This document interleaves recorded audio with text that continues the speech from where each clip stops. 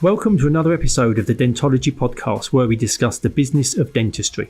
In this podcast series, we'll be discussing all the non-clinical aspects of dentistry, from goodwill values, finance, marketing, how to buy and sell a dental practice, mindset, through to where you can invest your money in team management issues. My name is Andy Acton, and I'm joined by my co-host, Chris Strevens. Let's jump straight into it. Well, a lovely chat with Ali Abdelbagi, who is now the owner of Mumbles Dental Spa over in South Wales, and such an interesting start in life for him, and the way his parents created an environment to give him really strong roots and a sense of what was important really has given him that foundation for moving forward and the things that he's done clinically but also in business. And to hear his story of buying a practice, I think will be really encouraging and motivational for people who are on that path, but also the rawness of it, in that it's not easy and it won't suit everybody. So now I imagine people can take a lot from that episode, and I was very grateful for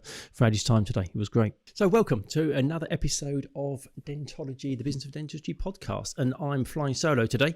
My co-host Chris isn't well at the moment, but I couldn't miss the opportunity of speaking to Ali. So Ali Abdelbagi is the principal of Mumbles Dental Spa, which is the west side of Swansea Bay in Wales. A lifelong learner, loves his CPD, completing his MCLIN Dent, which is a significant study program. Welcome, Ali. How are you doing? Hi, Andy. Thanks for having me on. No, not at all. Not at all. I'm delighted to have you here. So I'm looking forward to hearing your journey, because you've only recently bought a dental practice. So it'd be good to find out about that. But before we get to that, can we sort of set the scene? Because you were born in Sudan, which for people that are kind of loose on their geography is kind of just below Egypt in North Africa, where you qualified as a dentist. I was reading up, and it's one of the poorest countries in the world. And just last week, there were 1 million people affected by a serious flood in southern Sudan. So what was your upbringing like in Sudan? What was that like as a child for Ali?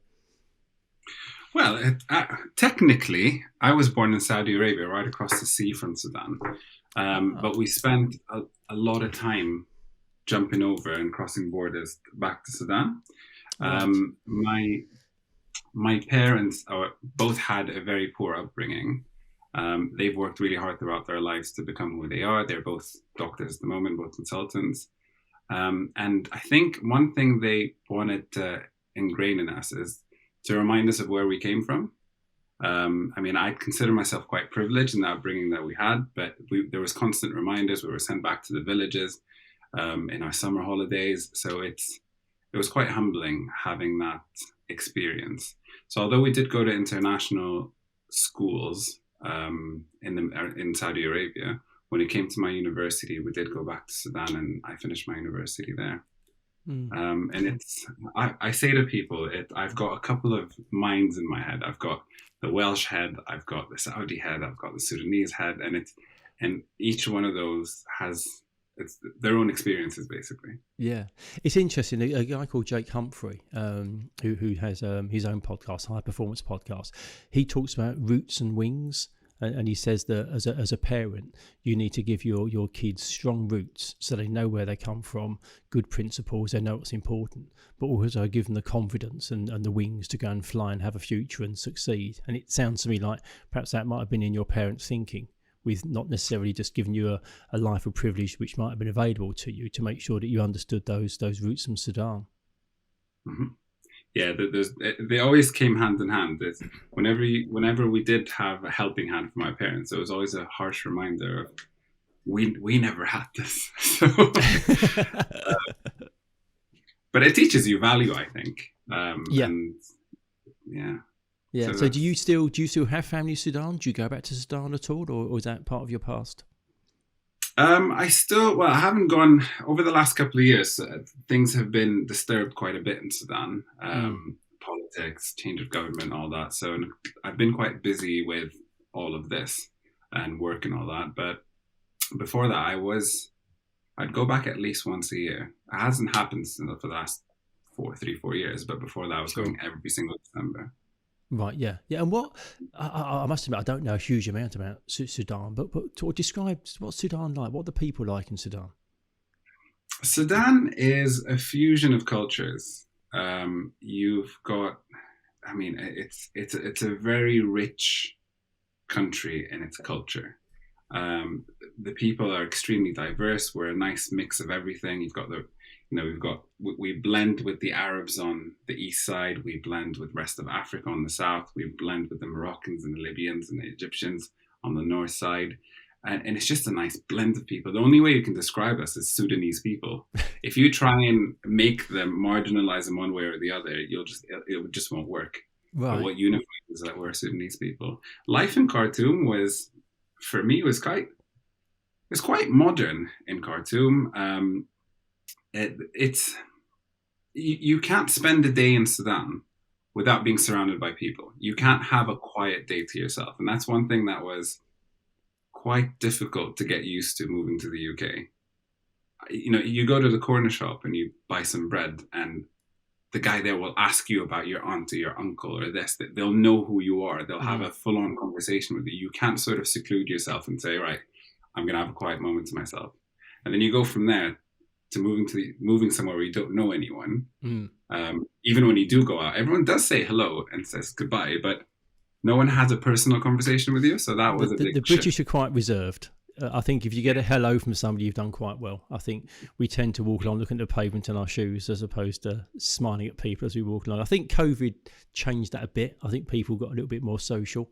But yeah, it's certainly not the Sudanese way. But it's interesting because that very social side, we've met up at different social events and dental parties. And you are a very social person. So whether that's kind of carried through, but you love a party, you love socialising. So that you certainly kept that trait. Imagine a country full of us. That's exactly how Sudan is. So what brought you to the UK? Were there connections here? How did you end up in the UK? Well, my parents are both connected professionally to the UK. They've both done postgrad training here. They're both Royal College members, and it almost made sense that we're going to end up in the UK at one point or the other, especially when my older two siblings, for different reasons, ended up in the UK. My sister married someone who was British, so they ended up being here. And my brother found training here, so he ended up coming. So I thought, right, when I qualified, I had the option of moving to the UK because I had access to coming here. We all had residency visas because of my parents. And I thought, yeah, let's try the UK. And there wasn't much thought to it. The only conscious decision I made was moving to Wales. Right. I get asked a lot, like, okay, I don't get it. What are you doing here? I came to visit South Wales 2013, looked around and I thought, this is a place for me. Wow. It was simply that. Yeah. And what was it? Was it the people? Was it the scenery? The fish and chips? What was it that drew you? It's a combination of the scenery and the people. Right, yeah. One of my earliest memories in Swansea, I came to visit a friend of mine who's now an implant surgeon in Newcastle. Shout out to Ahmed. And I spent the day walking around and finding my way to a post office or whatnot. But every time I asked for directions, people walked me there, as opposed to telling me, oh, just head down the road and you'll find it. People will physically walk me to where I asked them to take me. And the scenery, I mean, you can see the beach from every corner of Swansea, so why not? Yeah. It's interesting, that thing you say about people taking you there, going back to your comments about in Sudan, people talk and they're friendly and there's that kind of community. Perhaps you felt a little bit of that because in the big cities, in Birmingham, Liverpool, Manchester, London, those places, everybody seems incredibly busy. And, I've lived in London all my life, and I would only still know a handful of people. I only know a few hundred people in a city of millions. And so the likelihood when you go out of seeing people and being part of that community is quite slight. Whereas in a smaller town or in a more rural area, you're more likely to build that community easier. Yeah, and that's what keeps me in Swansea. I mean, I'm sure you probably heard this. Me and my friends chatting at these parties, everyone keeps saying to me, Ali, why don't you come start working for me? Why don't you come partner with me? And I think, why? I don't really feel like moving.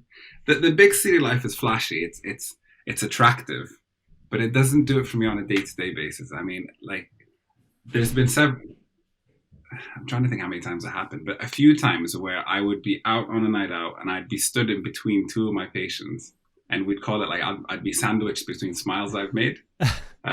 And sometimes they don't know that I've done their teeth, and they don't know that I've done their teeth. I love that. I love being, I love walking around it or driving around Swansea and knowing, I've done his person's or his grandma's dentures, his uncle's this. So it just makes you feel like you're part of something. But also, I mean, the UK is a small island. So, you drop down to London quite regularly for different events and bits and pieces. It's not a difficult place to get around. So you can, reside and base yourself where suits you, but also still travel around, which isn't a huge problem. So your parents, obviously both being doctors. Now, I was reading that when you were a child, you weren't a fan of the dentist, and you have this phrase which I absolutely love. It was the white coat anxiety, which I think is a really great description for how perhaps lots of people feel. And I'm sure there's loads of people that would relate to that. But you then carried that through your professional learning, and you did your undergraduate thesis on dental anxiety as well. So, and the effect on dental treatment. So what did you learn from that? And have you incorporated that into how you deliver your dentistry when you're an associate, and we'll come on to as a practice owner in a minute? 1,000%. And I think the biggest learning point from that is insight, being able to understand what the patient goes through. And seeing that firsthand with me, I was a patient that hated the dentist. And what made it worse was one of my parents would be stood in the room as well. So I'd have two white coats scaring the life out of me. And if anything, me warming up to the dentist only happened when one of my parents, or when I started going without my parents.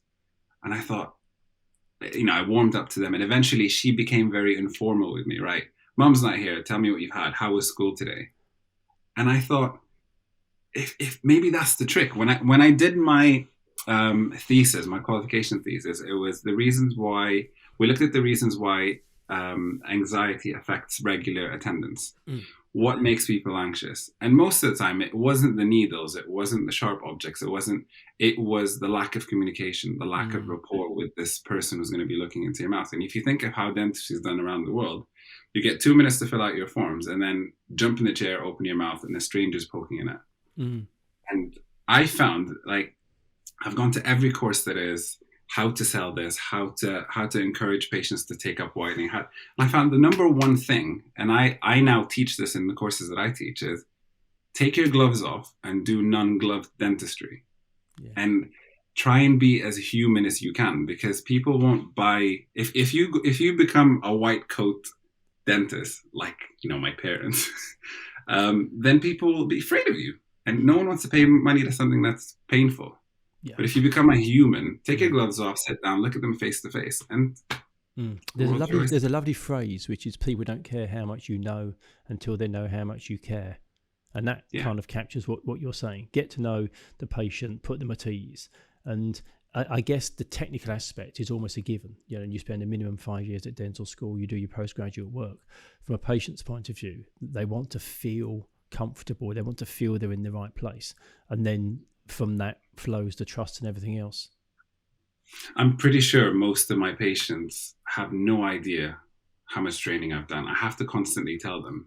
Most of my patients who pay big money to have their dentures or their crowns or whatever done with me, they don't really care. They just like Ali. They don't know how many letters come after his name. They don't know where he's done his training. He's a nice guy. That's why they pay me. But it's true, isn't it? But the thing is, we do that a lot, don't we? Imagine people go to very nice restaurants, but very often they'll comment on the quality of the washroom. Oh, the bathrooms are lovely. The soap, it was really... Because those are the things that people kind of see and comment on, and they're easy to measure, because, you see lots of washrooms in your life. When you go to the dentist, you're right. There's an assumption that there's that clinical quality. And it's interesting because typically dentists would spend a lot more time doing clinical training and CPD to really finesse a particular specialism within dentistry, but may not spend the same amount of time with a CPD hat on, thinking about communication, the psychology of patients, and trying to really win the patient in that department as well. Because the CPD seems to be more pushed down the clinical route. Mm-hmm. Amen. And on that note, like I said, I started teaching for the postgrad department in Cardiff, and I frequently get questions from dentists who are trying to do the same journey as I've done, like pass their overseas registration exams, get into dentistry. A lot of questions I get are like, how did you get into private dentistry? How did you do this? And how did you do that? And dentists almost expect me to give them a list of courses or a list of materials that you can buy that will magically make you a private dentist or a dentist that does this. And it's not that. It's never that. It's like you said, it's the trust factor and making patients feel comfortable. Which those soft skills just require practice and honing and time. You know, you can't just open a book and learn empathy. You can't, but you can't, can you? It's one of those things that you have to go through a number of experiences to understand what's important and what works and what doesn't work and what suits different patients in different environments. You just need to build that body of experience. And on that, so obviously did you say it was 2013 that you arrived in the UK and you settled in South Wales? 2013, and then it took me near 2 years to pass the registration exams. Probably the most difficult exams I've ever taken. Wow. And what were you doing in that intervening period? I was trained to be a door security man, but I ended up working as a warehouse associate in Amazon. Oh. That was very fun. I ended up the entire shift knew that Ali, the dentist, is working. I'd have dental questions left, right, and center. The people be queuing up at lunch break. Ali, what do you think of this? What do you think of that? What do you think of this? It was good fun. They couldn't understand why, as a dentist, I'm working in Amazon. I thought, right, there's a process I have to go through. I'll have to pass these exams, and I'll end up working. Oh, but some of them are still friends with me, actually. I was going to say, credit to you, though. You know, lots of people may have felt that they were too good for that. You know, the fact that you qualified overseas, you were still a qualified dentist. So the thought of doing that work may not necessarily have appealed. So, but in terms of meeting people and understanding your local community and that kind of building communication skills in a relatively new country for you, great opportunity. So you got your qualification, you got your certification. So then you worked as an associate across a number of different practices for a number of years. Yep. So because I was overseas, I had to either wait a long time to get my VT training, or arrange it yourself, and that's how it was, at least when I did it. You can find the practice, arrange to set up a portfolio of training with them, see NHS patients, and at the end of it, you get your performer number. So because I was keen to start, I moved away from Swansea. I moved to Pembrokeshire, and found, because there's less dentists wanting to work there, as you can imagine, and then found the practice and did my year of NHS training. And it's funny how I fought so hard to get my NHS performer number, but not used it since my first locum afterwards was a private role, and rarely used my NHS performer number afterwards. So it was an experience. Right, yeah. And again, I think it's probably a good experience, because without doubt it gets talked about an awful lot, and for many, the NHS is the bedrock of dentistry for lots of people in the country. So to have, albeit a limited experience, it still gives you an insight as to how that kind of delivery of dentistry works and some of the challenges that brings for dentists. Yeah. So you work privately. Then did you move around a fair bit before you decided to buy a practice to get some experience, or did you settle in one practice? Yeah, I mean, I did some NHS after the VT year. So I locumed across Pembrokeshire, and then I woke up one day and thought, right, I've got to move to a bigger city, because Pembrokeshire was getting quiet, especially in the winter time. It's dead. Summertime, you go, right, I never want to leave here.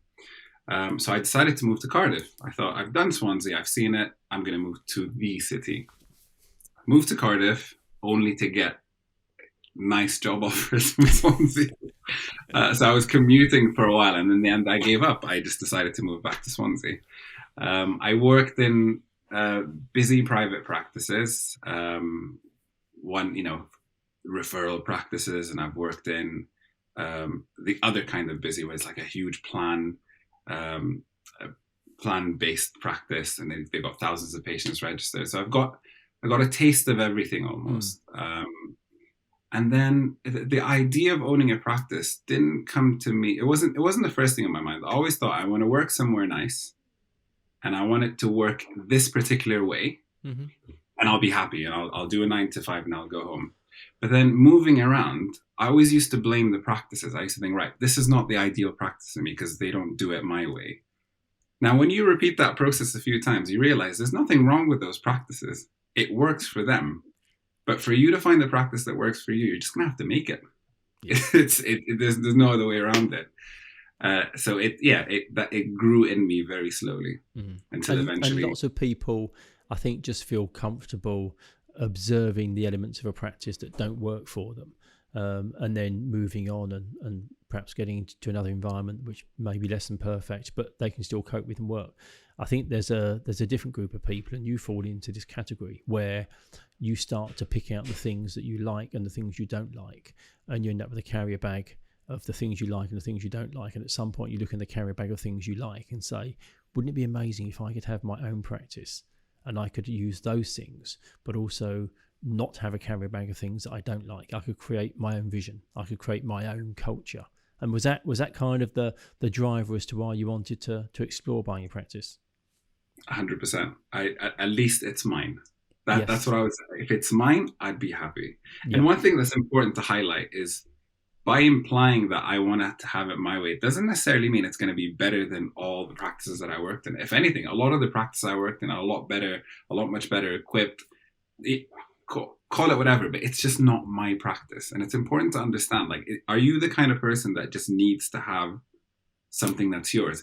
It's like houses. Some people are quite happy to rent for many, many years. Some people are adamant to buy a house, no matter how broken down it is, no matter how much work it needs to be done, but they need to sleep in their own house.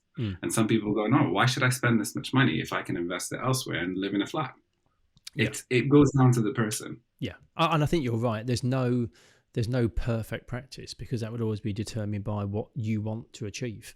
And I think where ownership is the tipping point for lots of people, it is around culture and vision. It's around being able to deliver something that's important to you and driven by you, and you're never going to get that somewhere else. So that doesn't mean it's better or worse, but like you say, it means it's yours. So just before we get into the process and the journey of you buying the practice, what was the run-up like to that? So you were still an associate. Did you then just immediately say, I want to buy a practice? Did you explore other opportunities of a squat? How did you kind of get to that stage where you realised that buying a practice was going to be right for you? I think I went through all different types of practices. And I look back now and I think that I'm very lucky that life taught me the hard way. I was frustrated back then, and I'm sure, many of our phone calls, I used to get frustrated. I started off thinking, right, I want a squat practice. But thinking back now, did I want a squat practice because that's the kind of practice that I wanted to own? Or was I just desperate to get into my practice ownership? I didn't think it through too much. So it started off as the squat model because I didn't know better. I had no understanding of cash flow. I had no understanding of what I could afford, because as a typical dentist who has no idea about lending or business or whatnot, you think if I have £10 in my pocket, I can buy candy for £9 and have £1 spare. And that's how we were trained. And my parents are both doctors. That's how they taught us that we don't understand leverage. We don't understand, when we were growing up, we can only buy a car when we have the price of the car plus this much to save on the side. Yeah. So that's why a squat felt more affordable at the time, but it wasn't. But it was only because a few squat projects didn't work out.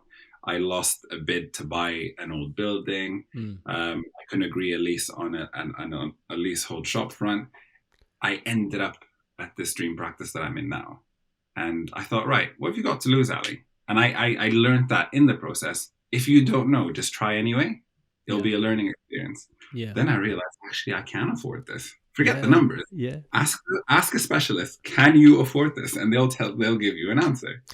I think you're right. Well, I think what you said, Neil, I've said it before. I think naivety in business is a really helpful skill. I think as you get older and you start to see so many options and variables and scenarios, it's easy to become a little bit wizened and a bit sullied, and you kind of don't see the opportunities because you always find reasons why things don't work out. I think early on in the process, when you are a little bit naive, it's good because that naivety drives you forward. You don't see the problems. You don't put barriers in place yourself. And I think what you've described, going through that kind of looking at squats and then deciding to go for a practice, okay, there might have been a bit of naivety in there, but hey, it's worked out. You've got the practice and you've moved forward, which is amazing. Yeah, we're still here. Absolutely. So you're now the principal of Mumbles Dental Spa, which is a 3-surgery private practice on the coast of Wales, down Swansea way. You're exploring putting in a 4th surgery as well, which is great. So you're quite new into the process. You've been a principal now for how many months? Since the 1st of August is when I picked up the keys. 1st of August, so it's still quite early on. Going through the process of buying the practice, what did you learn about yourself going through that process? Because it's unique for everybody. But what did you learn about Ali? Ooh, it's if you take the last 2 years, because buying the practice, this practice, since shaking hands and collecting keys, it took 14, 15 months almost. But since before COVID, slightly until now, the amount of learning I've done about myself was insane. Like I don't even know who I was prior to 2015 or prior to 2019, sorry. Because those cliches that we used to hear or see on social media, when it applies to you in real life and you go, wow, that's what they meant. Understanding why I want things, why I don't want things, why I get upset, why I disagree with people, why I didn't agree with this person, why. And when you stop making it personal, you don't go, right, this practice isn't my type of practice, or they just didn't like me, they don't. You understand that people have different perspectives, people have different ways of processing things. There's different types of people. Some people just don't want to rest and constantly want to run. Some people want to rest. And when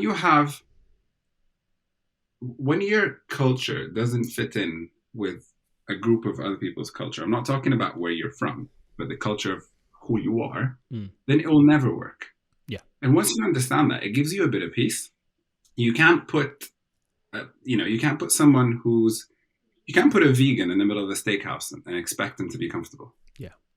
It's just not going to work. None of them is, you can be a vegan or you can be a meat eater, but they all have their different philosophies, the things they believe in. You can't make people crash and expect them to perform at their best. And I think understanding and learning that so early on is so powerful, because as you go forward, I have this whole thing that if we take somebody, if we employ somebody and they join the team and it doesn't work out, I like to take the attitude that they're not bad people. They just need to be happy somewhere else.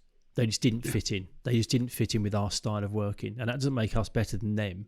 It just means they didn't fit in. I think what you're saying is that kind of having that maturity to say, right, not everything's going to be perfect. I've got a certain way of doing things. And that might suit some people. It might not suit others. But that's okay. It doesn't make me right and them wrong. It's just a case of trying to put together the best package of everything, people, whatever's needed, so that you end up with the best business possible. Who did you seek advice from, kind of in the early days when you were thinking about this as a concept and through the process? Where did you kind of get your knowledge and information from? Oh, one of my earlier mentors was Midi. Oh, wow. Midi, I called Midi at the early days where I was just confused. I knew I wanted to buy a practice, and he took on the older brother role of being quite harsh to me, and I thank him for that, because if he didn't do that, the world would have done it to me. Just for people that don't know, Midday is Midday Ojo, and he runs a dental practice called Refresh Dental down in Twickenham, which he set up as a squat. And honestly, he is such a great, generous guy. So it doesn't surprise me that he was as helpful. But sorry, yeah, go on, Ali. Yeah. But yeah, he was quite brutal to me. I think the first time I rang him, he said, "You're not ready to buy a practice. It's not for you." Yeah. And if he hadn't done that, again, the immature Ali a few years ago would be like, right, this is personal, this is why. But for some reason, I sat down and took it positively. I asked myself, why? Look at yourself from his point of view. what have you got to present? Besides your willingness to buy a practice, what else have you prepared? What makes you think you're ready? And when you start processing things like that, it prepares you for, I think, it prepares you for practice ownership, because nothing's personal. Everything is, well, ask yourself why. Like, I'm at the stage now where you cannot possibly shock me with anything. If you tell me the practice is burnt down, I'll be like, right, okay, what are our options? Does insurance cover it? Does it not cover it? If you control your emotions, you will, I think you'll have a more sustainable dental career, because if everything gets to you, then you'll waste yourself. I think if you can control your emotions in situations where it's important, it gives you that time to respond rather than react. I think if you let your emotions take over, you react to situations, which isn't always good. Whereas I think if you can just give yourself a few seconds and not make it an emotional response, you get to respond to scenarios as opposed to react to them, because reacting is normally an emotional response. So I think what you've learned is a great life skill. And I was a very emotional, reactive person. Yeah. So at the time, I mean, parts of me are still quite reactive, but we live, we learn. Absolutely. So going back, would you do anything differently? If we could rewind the clock a couple of years, would you take a different path, or? I'd say no. I'm content with where I am. The not so great parts of me that taught me a lot of good lessons, the great parts of the journey were quite fun. So I wouldn't change a thing. And you've always struck me as being an incredibly positive person, whether it's your content on social media, whenever we have conversations, if ever we meet up, you always strike me as somebody who just wakes up on the right side of bed every day. Going through the process of buying a dental practice, I know from my work in Frank Turner Associates, it can be challenging, and I know it's quite a long process. It can be quite stressful. It's time consuming. How did you feel that, based on your own experience, being positive and having a positive mindset got you through that process? Was it important? Were there times when you would have to dig in and believe it was going to happen? So as positive as you can be, you will run out of positivity at one point. And you'll need to learn how to refuel that quick. If I sat here and told you, yes, I'm a positive person, I'm immune to feeling negative, I'd be lying. And having a close circle around you that refills that. It doesn't have to be the immediate circle on your day-to-day life, but it's people that you can go to, have an hour, 2-hour conversation with them, and you'll come back a different person. And the more of them you have, the better you'll be. And you'll be more prepared to tackle whatever in life. And like I said, it doesn't have to be your friends, your partner, your family. It's your niche. These are people that vibe with you. And I was very lucky to have a very strong circle around me. And you still, so put another way, I'll describe those as mentors. They're people. And have you carried those people forward with you? Were they people that you kind of saw as being useful at that time in that process, or these people who you think are going to guide you through your future career? Yeah, and I'd like to think I have different types of mentors. I have mentors that I go to for guidance. But sometimes you just want people to prop you back up when you feel broken and you feel like beaten up. And you don't necessarily learn from them, but it's just the mutual support. And those I found, like in processes that can be challenging, where you just need patience. It's not a new skill. It's not like I'm doing a full mouth rehab or I'm taking on something new. It's just, you just need to learn to be patient. You want some reassurance almost. It's that network of mutuals that you need. And a lot of it, I mean, you've seen how in the parties that we meet, I might look like I'm having fun, but what I'm actually doing is I'm recharging my energy as well. I want to go home and feel inspired again. Yeah. No, I think that word mutual is quite nice, because I'm sure there's a lot of people that use you in that capacity as well. They'll reach out to you because you have way more positive days than not, based on my experience of you. So people will take energy from you. And I think you're right. I think we all go through moments where we kind of feel we need to recharge, and having that skill to know when to do that before we get exhausted is a real skill. Yeah, just before we came and started recording, you were saying that you've enjoyed a weekend off, which is probably your first weekend since you bought the practice. And to hear that was amazing. That was great, because that's a form of you being able to recharge, so you stay absolutely brilliant for your team and patients. Yeah, because otherwise you'll just disappear. You'll burn out. There's no other way. Yeah, and when we were sort of I was doing the preparation for this, you don't want to burn out fully, because you need to keep lots of energy, because I understand you're a big Latin dancer. Yes. I never knew. I mean, I clearly knew you were a dancer, but Latin dancing, that's your thing. Yes. So I do salsa, a little bit of bachata, and kizomba samba. These are all partner dances that I travel all over the world to go do. And that's my switch off. So there's 2 times where I'm fully switched off. If I've got a patient with a rubber dam in their mouth and I'm just doing a quadrant full of fillings, I switch off and I'll focus just on that. And the second time I switch off is when I'm dancing. It's my therapy. And I don't talk much about it. I was going to say, and you still manage to keep it up as well. I mean, obviously not at the moment, because you literally just bought your practice and you're really busy. But when everything calms down, do you go to dance competitions? How does that? Well, I did sneak a cheeky trip to Malaga last on the 8th, but I finished my last patient, drove to the airport, came back from the airport, came home, and straight to the practice. Right. So the way it works is it's quite a huge scene. And if anyone's in London, if you check out Bar Salsa in Soho and in Temple, it's I almost call it like we're underground vampires, because we all know each other and we're all addicted to dance. So the events I go to they'll have workshops in the daytime, and in the evening it's just social dancing. So you dance until your feet are swollen. Wow. As somebody that, honestly, my dance skills and my singing skills they're appalling. So to hear somebody who loves it so much is like, so I'm quite envious of you. And a great release for you as well. It is. Music brings me to life. I'm sure you've witnessed that firsthand. Like in the practice now, there's music blasting throughout the building. Yeah.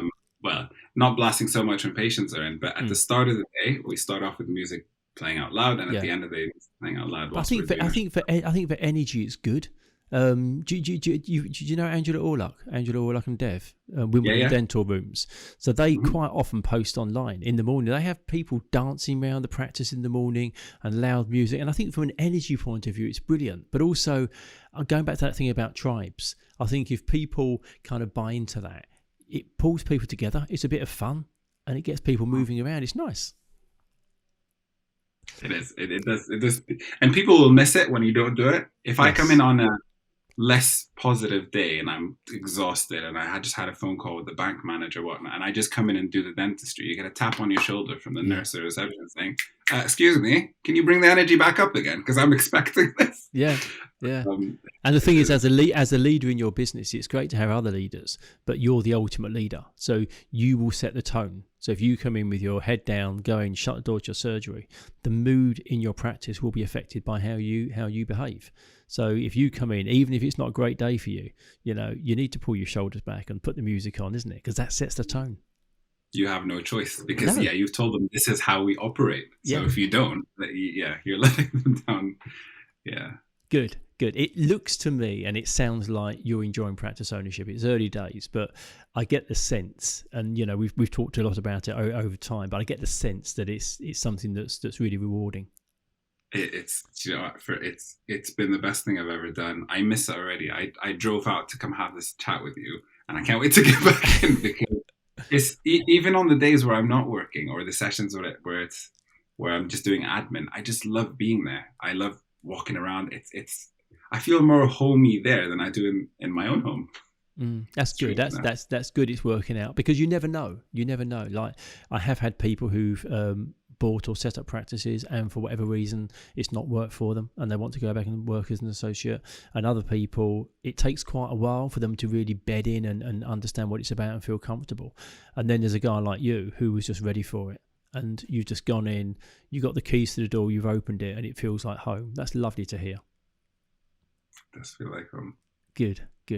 So, Annie, we always finish up in the same way. And so the first question I have for you is, if you could be a fly on the wall in a certain situation, where would that be, and what would you be looking over? I thought about this, and I think if I chose any important person or any famous person or whatnot, then I'd want to learn from their life experience. It's like if I met, I don't know, Bill Gates, or if I was in Bill Gates' wall as a fly on his wall, I'd be like, right, that's how he does it, so I'm going to go back and apply it to my life. Thinking of it that way, I'd like to see myself in 10 years. Wow. There's nothing more informative. If I can see myself in 10 years, have a 10-minute conversation with them, or just observe how they're alive, then I'll get reassurance. I'll get, there's nothing I want more. That's very interesting. Very interesting, because effectively you would see how the path you're on has planned out, which then it gives you a degree of comfort that you know what things look like. As long as in 10 years' time it's looking good and you're not on a park bench and everything's gone horribly wrong, which I'm sure it wouldn't have. Well, on the plus side, if it is horribly wrong, then I can you can do something about it. Enjoy my life. Yeah. It doesn't matter anyway. And if you could meet somebody other than yourself, if you could sit down and have a glass of wine or a coffee and meet somebody, either living, dead, fictitious, a real person, who would you like the opportunity to sit down with and have a chat? Nelson Mandela. The first book my dad ever bought me was A Long Walk to Freedom, his biography. Yeah. And I was fascinated by him, and the more I learn about him, I was gutted I couldn't meet him, or at least be near him before he's passed. And the patience that man had was unbelievable. That's one thing I would have loved to have, a glass of wine or a cup of coffee or whatever. Yeah. No, I agree. I think it would be incredible. And I think in an ever increasingly fast moving world, I think that skill of patience and slowing down is something that would be good in many parts of life to get back to. So yeah, I think he'd be a wonderful person to sit down with.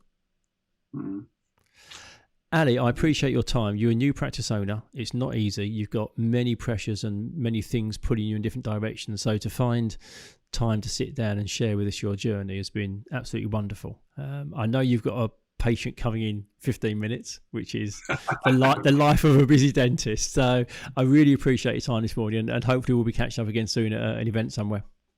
Definitely. Thank you very much for having me, Andy. Cheers, Ali. It's been really good. Thanks a lot. Thank you for listening to this episode of Dentology, where we discuss the business of dentistry. If you like what you heard, please do subscribe where you found this episode. That would be amazing. And also follow us on Instagram.